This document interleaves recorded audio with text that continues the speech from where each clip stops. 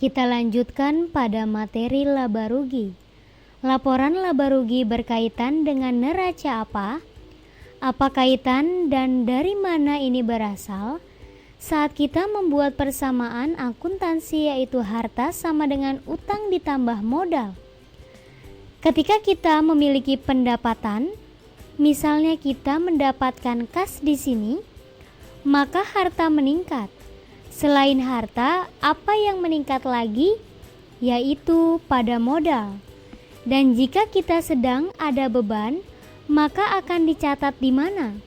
Jika ada beban, maka kita bayar dengan harta atau uang kas, yang artinya harta kita menurun dan kas juga akan menurun.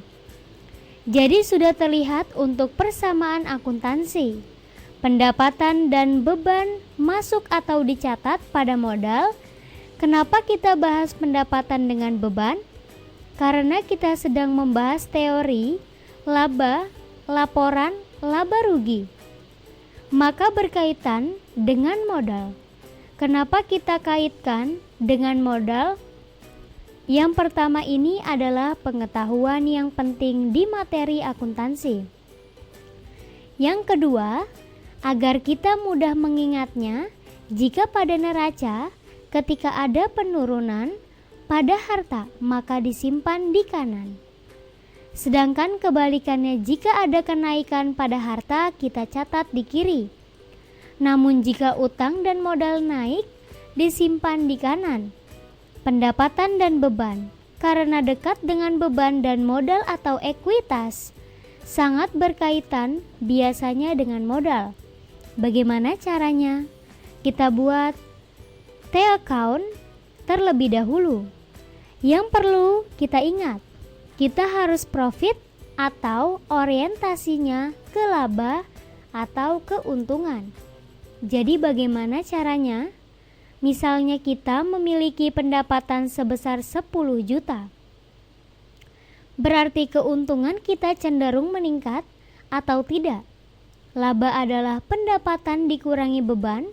Jika pendapatan kita meningkat dan beban sama, maka laba akan meningkat. Yang artinya laba meningkat dan naik, maka disimpan di kanan.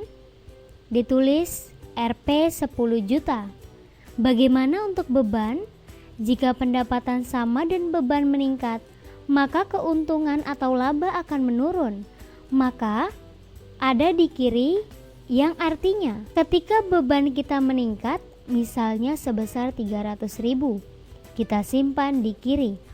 Untuk laporan laba rugi, kita tidak boleh bilang bahwa pendapatan naik di kanan dan beban naik di kiri. Kita tidak dapat lihat pada setiap per akun. Namun kita ingat dengan cara laba atau keuntungan. Kita dapat lihat jika pendapatan meningkat tetapi beban sama, maka laba akan meningkat, maka disimpan di kanan. Sedangkan ketika pendapatan sama dan beban meningkat, maka laba akan menurun, yang artinya disimpan di kiri.